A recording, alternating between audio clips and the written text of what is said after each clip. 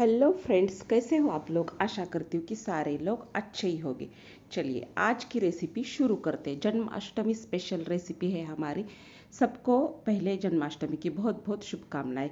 तो चलिए आज की रेसिपी शुरू करते हैं। रेसिपी बनाने के लिए हमने एक कटोरी से ही पूरा मेजरमेंट ले लिया है। तो सबसे पहले हमने एक कटोरी मूंगफली डाले हैं। अच्छे से मूंगफली हमने इसे मतलब देखा है इसमें कुछ कीड़ा वगैरह है क्या।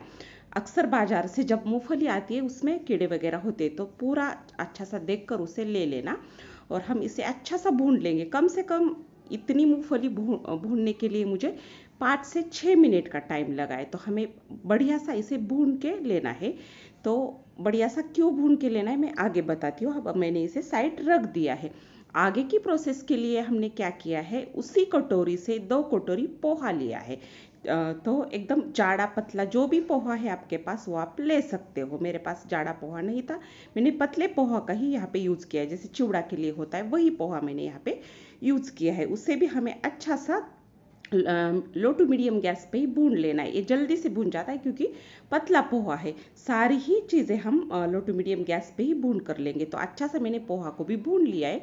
पोहा को भी अब हम भून कर साइड रख देते हैं। उसे भी थोड़ा हल्का हमें ठंडा करना यहाँ पे जरूरी है। एकदम सिंपल तरीके से हम ये रेसिपी बना रहे। सुदामा स्पेशल लड्डू या जन्माष्टमी स्पेशल लड्डू, कुछ भी आप इसे बोल सकते हो। इसमें अगर आपको पसंद है तो आप ड्राई फ्रूट डाल लीजिए, अगर पसंद नहीं है तो बिल्कुल डालने की ज़रूरत नहीं है। अगर अवेलेबल नहीं है तो भी स्किप कर सकते हो।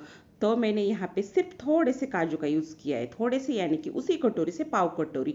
अगर नाप के ले गए तो 20-25 काजू हो गए, उससे भी थोड़े से कम। तो इतने ही काजू का मैंने यहाँ पे यूज़ किया है। उसे भी हमें हल्का सा भून कर लेना है। बाद में हमने सूखा नारियल यहाँ पे पाव कटोरी लिया है। यहाँ पे आप गीला नारियल भी ले सकते हो। उसे भी हमें हल्का हल्का भूनना है। यहाँ पे बिल्कुल घी या तेल का हमें यूज करना नहीं है। अगर आप चाहते हो तो यहाँ पे आधा आधा चम्मच सारी चीज़ें भूनने में घी का यूज कर सकते हो। और आगे की प्रोसेस के लिए क्या किया है, मूंगफली हमने पहले से ही भून कर रखी थी। बहुत अच्छे से भूनना जरूरी है, मैंने बोला था आपको। तो इसका रीज़न क्या है कि उसका ऊपर का छिलका निकल जाता है अगर हम बहुत अच्छे से इसे 5 से 6 मिनट मीडियम गैस पे भून लेते हैं। तो मैंने इसका हल्का हल्का छिलका निकाल लिया है। अब 2-3 बार ऐसे ही हम उसी प्रोसेस से निकालेंगे तो पूरा छिलका इसका निकल गया। इस तरीके से हमें मूंगफली का छिलका निकाल कर उसे साइड रखना है। आगे की प्रोसेस के लिए हमें क्या करना है, जो हमने भुनी हुई चीज़ें ली थी उसमें से हमने पहले काजू और सूखा नारियल जो है उनको हमें पाउडर बनाकर लेना है। तो ऑन ऑफ करके मैंने इसका पाउडर बनाकर ले लिया है। अब इसे एक बर्तन में हम निकाल लेते। और आगे की प्रोसेस के लिए क्या करना है, उसमें अभी हमें पोहा ऐड करना है। पोहा का भी हम दरदरा पाउडर बनाकर ले सकते हैं। मैंने पहले ही बताया जाड़ा पतला कोई भी पोहा यहाँ पे चलेगा, ऐसा कुछ नहीं है। और इसमें अगर आपको तिल वगैरह यूज़ करने हैं तो आप कर सकते हो, पर एकदम सिंपल तरीके से घर की चीज़ों से, घर में जितनी चीज़ें अवेलेबल है उसी चीज़ों से मैं आपको ये रेसिपी बनाकर दिखा रही हूँ। ट्रेडिशनल रेसिपी है ये, जन्माष्टमी स्पेशल पोहा लड्डू भी बोल सकते हो आप इसे। और छोटी छोटी भूख के लिए, बच्चों के लिए भी हम इसे बना सकते हैं, पर हम जन्माष्टमी स्पेशल बना रहे। हमारे यहाँ पोहा लड्डू ये बनाते हैं।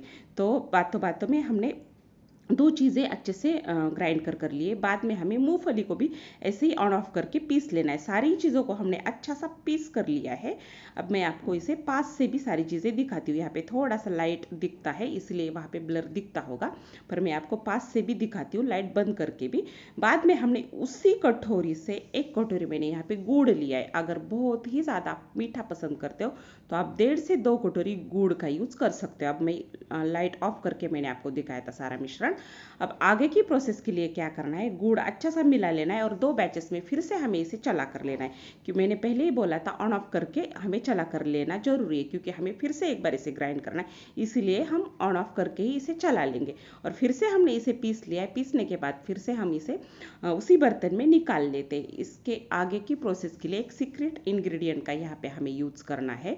तो वो मैं बताती हूँ कि सीक्रेट इंग्रेडिएंट हमारा क्या है। अगर वो नहीं है तो उसके बिना भी हमारी रेसिपी बन सकती है, पर अगर है तो डालो। इसमें एकदम मावे जैसा ही फ्लेवर इस लड्डू में आएगा। तो मैंने सिर्फ घर के ही चम्मच से 2 चम्मच यहाँ पे मिल्क पाउडर का यूज़ किया है। आपको पसंद है तो आप मिल्क पाउडर का भी यूज़ कर सकते हो। फिर से मैंने लाइट को ऑफ करके आपको दिखाया था। मिल्क पाउडर हमने डालिए, 2 चुटकी नमक डालना है, मीठी चीज़ों में नमक जरूरी है। और सारी चीज़ों को अच्छा सा मिक्स करना है। और अब इस स्टेज पे हमें अगर चाहिए तो हम घी का यूज़ कर सकते हैं। अगर आपको बिल्कुल भी घी का यूज़ नहीं करना है तो आप बिना घी के भी ये लड्डू बना सकते हो। सच में फ्रेंड, मैं आपको बना कर दिखाती हूँ, पर मुझे थोड़ा सा यहाँ पे घी यूज़ करना है, तो सिर्फ 2 से 3 चम्मच घी का यूज़ करके भी हम ये लड्डू बना सकते हैं। और एक मंथ तक इसे हम स्टोर कर भी रख सकते हैं फ्रेंड्स। तो मैंने आपके सामने इसमें सिर्फ 2 चम्मच घी डाला है। अब हम फिर से इसे अच्छा सा मिक्स करेंगे। इसके मतलब चारों तरफ से घी लगना चाहिए, ऐसे हमें यहाँ पे मिक्स करना जरूरी है। और मिक्स करने के बाद हमें क्या करना है, इसके छोटे छोटे लड्डू मन चाहे पीसेस में लड्डू आप बनाकर तैयार कर सकते, मन चाहे शेप में बोलना था मुझे, मन चाहे शेप में आप इसके लड्डू बना सकते हो।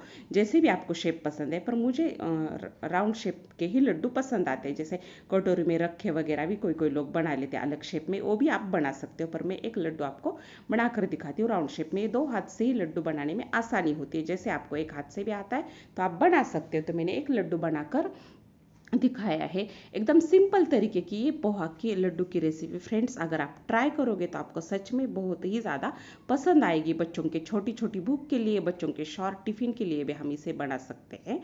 और एकदम हेल्दी रेसिपी है। ऐसे भी और भी हमारे चैनल पे लड्डू की रेसिपी है, जाकर आप ज़रूर से उन्हें भी विजिट कर सकते हो। सारी रेसिपी हमारे ट्रेडिशनल घर की बनी होती है। और फ्रेंड्स, बाहर के लड्डू से तो ये बहुत ही ज़्यादा टेस्टी बनते हैं। घर में कोई भी हम चीज़ बनाते हैं तो इतने ही मेजरमेंट में हमारे कम से कम 1.25 किलो लड्डू बनकर तैयार है। फ्रेंड्स, मैंने नाप कर भी देखे थे, उससे भी थोड़ा सा ज़्यादा ही है। तो मेरे अगर ऐसे लड्डू आपको गिन के दिखाए तो ये 15 लड्डू बने और ऊपर का एक छोटा सा।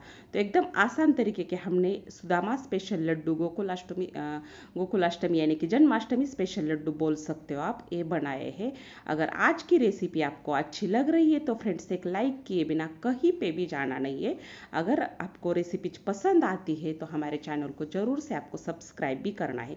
कोई सजेशन है वो भी आप कमेंट में लिख सकते हो। अगर कोई सजेशन नहीं है तो आपके अनुभव आप कमेंट में ज़रूर से हमारे साथ शेयर कर सकते हो। फ्रेंड्स, तो मैंने आपको पूरे ही तरीके से मतलब लड्डू बनाकर दिखाए जैसे मुझे आता है वैसे। और अब मैं एक लड्डू आपको तोड़ कर भी दिखाती हूँ। एकदम टेस्टी, मुलायम, मुंह में जाते घुल जाने वाला लड्डू तैयार था। फ्रेंड्स, फिर मिलेंगे।